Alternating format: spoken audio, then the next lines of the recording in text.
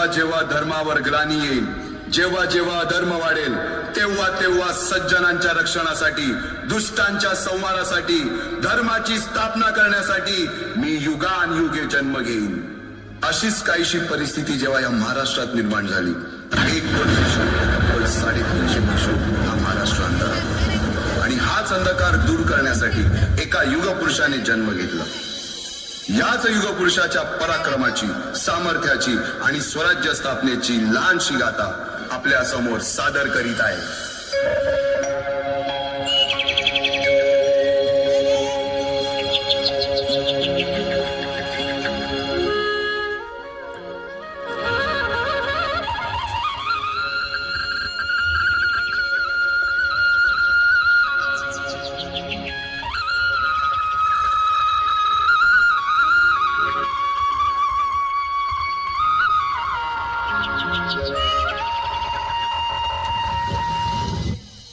महाराष्ट्र असं सुखाने नांदत असताना एक दुष्ट कालयवनाची वक्रदृष्टी महाराष्ट्रावर.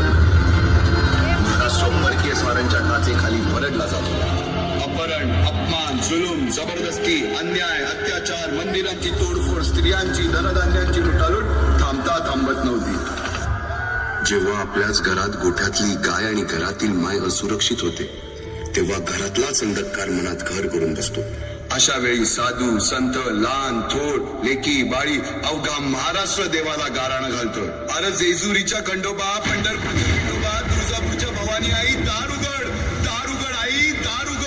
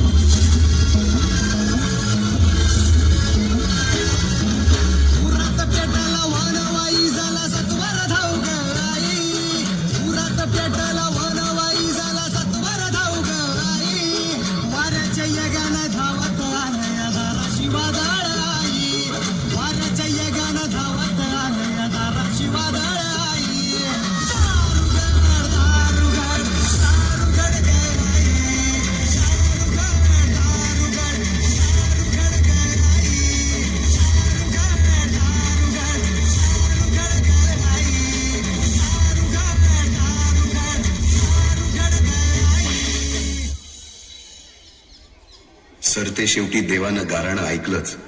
शालिवन शके 1551 शुक्ल नाम संवत्सर, उत्तरायण शिशिर ऋतू, फाल्गुन वद्य तृतीयेला सायंकाळी शुभ लग्न उदित असता कलियुगातील नरसिंहाचा, ग्रहमंडलातील सूर्याचा, नक्षत्रातील ध्रुवाचा, या सम छत्रपती शिवरायांचा शिवनेरीवर जन्म झाला.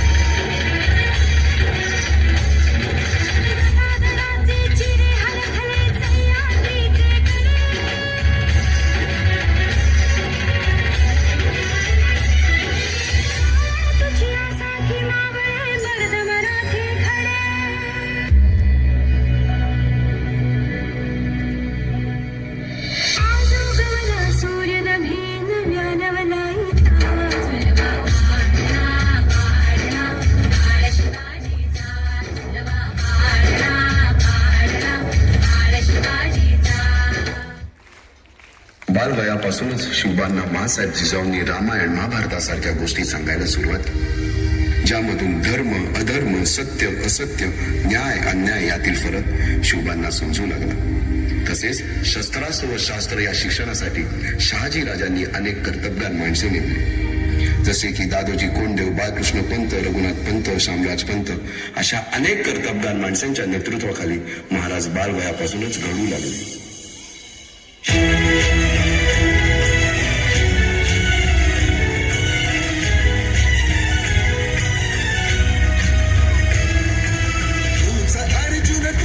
केशव तू तुझा हो सारथी, तूच अर्जुन तूच केशव तू तुझा हो सारथी. करुणी वार गनिमावर दे भूमीस आहुती, करुणी वार गनिमावर दे भूमीस आहुती. तूच अर्जुन तूच केशव तू तुझा हो सारथी, करुणी वार गनिमावर दे भूमीस आहुती. एकटे नेतृत्व कधीच साम्राज्य उभे करू शकत नाही. त्यासाठी तशी कर्तबगार माणसे निष्ठावन मावळे घडवावे लागतात. शिवरायांनी असे सवंगडी त्या वयापासूनच पारखायला सुरुवात केली. तानाजी मालुसुरे, सूर्याजी मालुसुरे, यसाजी कंक, सूर्याजी काकडे, बाजी जेदे आणि अशा अनेक सवंगड्यासमोर शिवबांनी शपथ घेतली स्वराज्याची, शपथ घेतली स्वराज्याच्या बांधणीची.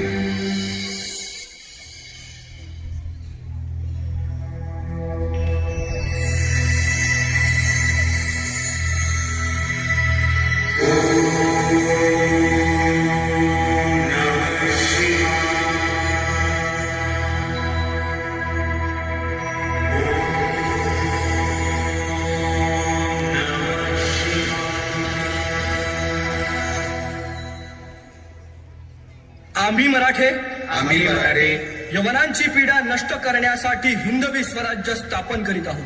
यवनांची पीडा नष्ट करण्यासाठी हिंदवी स्वराज्य स्थापन करीत आहोत.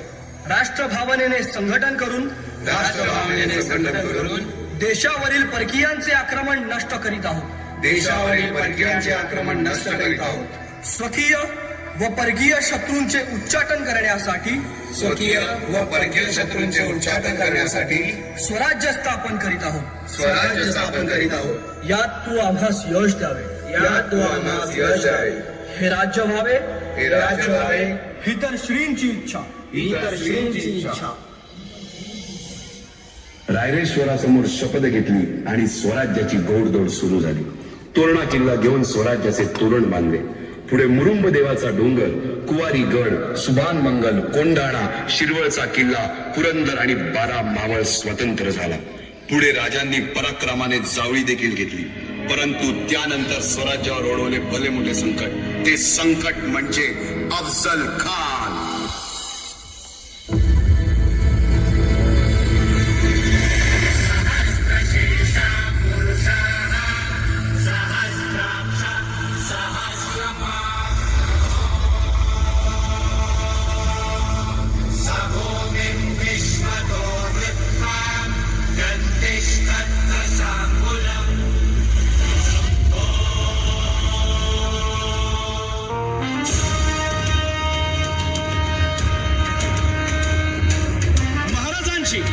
शिवाजी महाराजांची कीर्ती बेफाम होती. महाराजांची कीर्ती बेफाम, भाल्या भाल्यांना फुटला घाम. याला कोण घालील यस्सेने, दरबारी पुस्ती बेगम. बडी बेगम म्हणजे अली आदिल शहाची आई बर का. नजरेत तिच्या अंगार दरबार झाला गपगार. कुणी घेईना पुढाकार, साऱ्यांनीच मानली हार. इतक्यात अचानक एक सरदार उठला, बोलला, हम लाएंगे शिवाजी को. हम त्यानं विडा उचलला. नवतेच अफजल खाने, या नवतेच अफजल खाने जिता जागता जन्मू सहिताने. कान बोलला छाती ठोकून, शिवबाला ताकद चिरडून.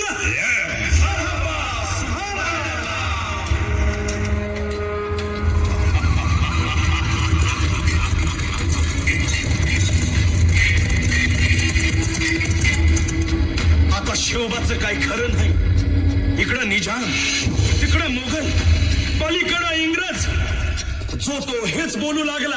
महाराज, आपला जीव मोलाचा आहे. खानाचं सैन्य अफाट आहे. त्याच्यासमोर आपला टिकाव लागणं अवघड आहे. काही दिवसांसाठी आपण कुठेतरी अज्ञातस्थळी निघून जा. काय म्हणालात रायबा? मासाहेब, आम्हाला आमच्या जीवाची पर्वा नाही. राजांचा जीव वाचणं गरजेचं आहे. रायबा, शिवबा केवळ आमचा पुत्र नाही, तर अवघ्या मराठी जनांचा स्वाभिमान आहे. या मातेने आपला पुत्र गमावला तरी 72, परंतु भ्याडपणे पळून जाऊन या मराठी मुलखाचा स्वाभिमान गमावता कामा नये. अशा वाघिणीचा त्यो छावा. बाळासाहेब, आपला पुत्र आणि मराठी मुलकाचा स्वाभिमान विजयी टिळा लावूनच परत अशा वाघिणीचा त्यो छावा. तथास्तु. गनिमाला कसा ठेचावा, डोक्यात नेहमी कावा, भेटीचा धाडला सांगावा. खानाच्या भेटीसाठी महाराजानं एक शानदार शामियाना उभारला होता. आणि अशा या शामियान्यात खान डौलत डुलत आला, खान डौलत डुलत आला. सय्यद बंडा त्याच्या संगतीला, सय्यद बंडा त्याच्या संगतीला, शिवबाच्या संगती महाला. राजाला पाहून खान म्हणतो कसा, आओ शिवाजी, आओ, हमारे गले लग जाओ. खानानं राजाला आलिंगन दिलं आणि जगा केला. खान अभिमान मान्याला, खान अभिमान मान्याला. कट्यारीचा वार त्यानं केला, कट्यारीचा वार त्यानं केला. खर खर आवाज झाला, खर खर आवाज झाला. चिलखत होतंय अंगाला, चिलखत होतंय अंगाला. खानाचा वार फुका गेला. खान यडबडला. इतक्यात महाराजानं पोटामंदी पिचवा ठेकेला, पोटामंदी पिचवा ठेकेला. वाघनखाचा मारा केला, वाघनखाचा मारा केला. टरा टरा पडलं पोटाला, टळा गेला खानाचा कोटा. भाई रे आला जी, भाई रे आला जी, भाई रे आला जी. अफजल खानाच्या वधानंतर त्याचा मुलगा फाजल खान आणि सिद्दी जोहर यांनी प्रचंड फौज घेऊन पन्हाळ्याला वेढा दिलाय. पण शक्तीपेक्षा युक्ती महत्वाची असते. महाराजांनी शिवाकाशी यांना बोलावून घेतलं आणि विचारलं, शिवा, आमचं रूप घेऊन सिद्धीला भेटायला जातोस? आणि शिवा म्हणाला, वही महाराज, जातो की. आणि मग काय घडलं? काय? रात्रीच्या पहिल्या प्रहरास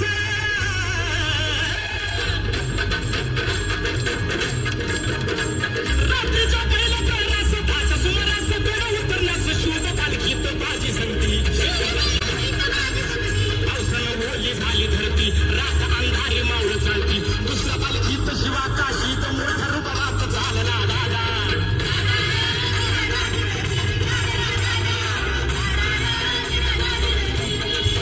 दोन दिशेला दोन पालख्या गेलेल्या आहेत. त्यापैकी एका पालखीला खानाच्या सैन्यानं गळाला घातलं. पालखीतनं शिवाला बाहेर काढलं. सिद्धी समोर बसवलं. तोर बातमी आली, हुजूर, हुजूर, शिवाजी भागा, शिवाजी भागा. आणि कळालं सिद्धी. त्याने मेहनतून तलवार काढली, शिवावर धरली. सच बता, सच बता, तू कोण है? वरना मारा जाएगा. शिवा हसला आणि म्हणाला, अरे जन्माला जरी शिवा काशीत म्हणून आला असलो तरी मरताना शिवाजी महाराज म्हणून मरतोय. हे भाग्य काय कमी आहे का? आणि कळालं सिद्धी. सिद्धीची तलवार चालला गेली आणि शिवा संपला गेला. पण इकडे बाजीला गजापूरची खंड गाठली आणि बाजी म्हणतायत, राजा, आता येळ करू नका. तुम्ही निम्मी फौज घेऊन विशाळगडावरती रवाना व्हा. आम्ही खिंडीत राहून शत्रूंना अडवून धरतो. राजा म्हणतायत, नाही बाजी, जीवाची बाजी लावून आपण इथून आलोय. आता जे होईल ते मिळून करू. आणि राजे म्हणतायत, नाही, लाख मेले तरी चालतील, पण लाखाचा पोशिंदा जगला पाहिजे. राजा, लाखाचा पोशिंदा जगला पाहिजे. आणि मग त्या खिंडीच्या तोंडाला काय प्रकार झाला? काय काय उभा राहून बाजी खिंडीला करी शिवकाला. सुखरूप इथलं जावा तो उडवावा त्या वैशाला.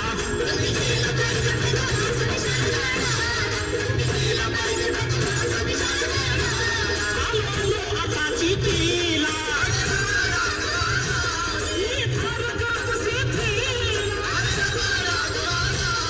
माझी जातावर तो वार करतो मी ठार दृष्ट शत्रूला.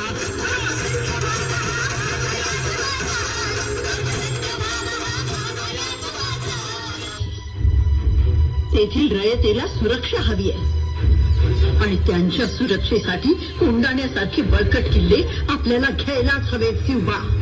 होय रावसाहेब. राज सौराज्य परीस मोठं मंगल कार्य कंच. आम्ही असताना राज चौथा कोंडाण्यावर जाणार, आगीत उडी घालणार, वाघाच्या तोंडी मान देणार. आव आमचा उपयोग काय? वटांवर या मुठमुठ मिशा कशाला? या पराती एवढ्याला छात्या कशाला? हे मुदगलावानी टणक दंड कशाला? ही मजबूत मनगट कशाला? कशाला मिशांना पिळ भरायची अवसार? तानाजी नाही ते काय नाही. कोंडाणा घेतल्या बिगर माझ्या घरातलं मंगल कार्य होणार नाही. कोंडाण्याचं पान म्याच उचलणार. राज आधी लगीन कोंढाण्याचं मग रायबाच.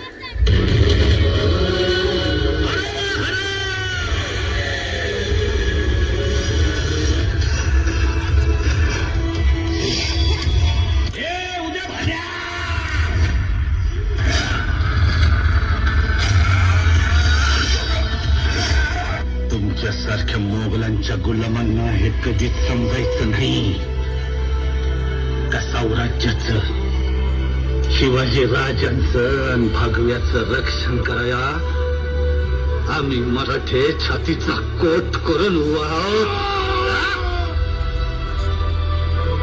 तुमचं वंगाळ हात साम्राज्या पातूर पोचस्तवर घुरून दाखवावे.